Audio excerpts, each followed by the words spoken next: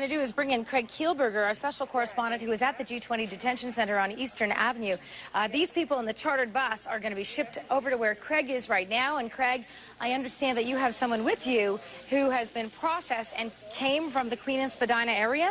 Indeed. In fact, if you see just behind me, you can still see people crossing out 1, 2, 3 just in the past 5 minutes who have been released. It is a frenzied pace at which people are now being released from the detention center.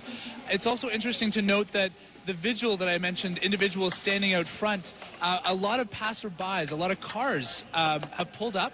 A few moments ago, we saw a man and woman start to give out Tetra Pak juice boxes, boxes upon boxes upon boxes. And I walked up to the window and I asked why they decided to do this. Did they have family members? Did they have loved ones? They said no. They said they were actually watching the CP24 coverage of what's happening at Queen and Spadina, and they felt it was unjust, and they wanted to deliver something to the individuals here as they were being released from the detention. This is the first time I've seen such a behavior, and mere speculation, of course, but it might be shifting public opinion on some of these matters, where we're now seeing people driving up to join or to provide food or water to those people exiting the detention center. And I am here with Ava, who just minutes ago walked out holding her property she was given in the plastic bag.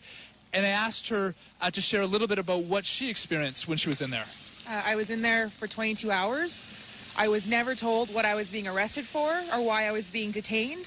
Upon getting there, I was put in a cage, literally a cage, bolted to the ground. I was handcuffed with zip straps, or those zap strap thingies. I had those on for 20 hours.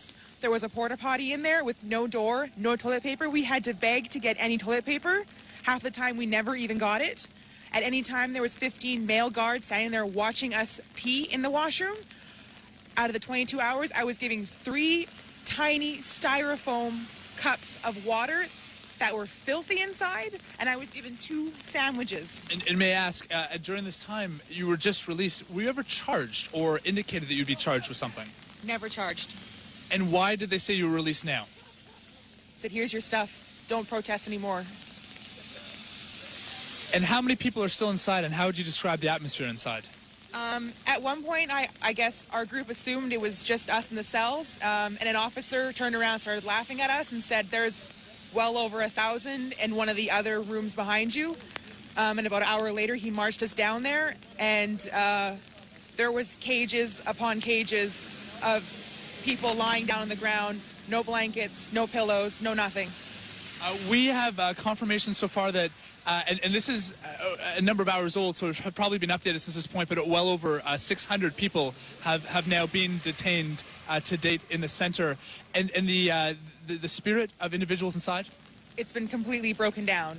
We resisted at first, but eventually they just completely dehumanized us to the point where we had to beg for medical services. I never received any medical services at all. I begged for about 9 hours, and I got nothing. We begged for water. They refused. And may I ask, what's the condition required for medical services? I have a really bad infection on my left toe, and I cannot walk on it, and it's been bleeding profusely since I got in there.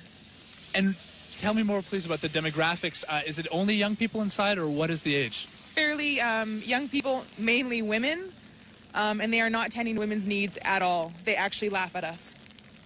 And are they mostly women or male guards who are taking care of the women inside? Male guards. Absolute male guards that referred to us as rats in cages. And if there was, you mentioned the verbal intimidation, or the names that have been used. A number of prisoners, a number of individuals, detainees who walked out spoke of a threat of a box of some sort. And we haven't been able to get much information as what exactly this was regarding. I was told, I put up quite a fight in the beginning and started yelling and screaming and hitting the door to my cage, saying that this is a violation of my human rights. I deserve food. I deserve some sort of bed. I cannot sleep on a cold concrete ground inhaling dust and dirt. It was absolutely disgusting. And he told me to stop complaining. And he said, I will put you in a single cell. And then an hour later, he walked me down into the larger area where everybody was being held in these cages, rows and rows and rows. And he showed me cell A1, A2, A3, A4 that were all made out of wood and the size of probably one human being could fit inside there. The story that Ava shares is a very similar story that we've been hearing individual after individual.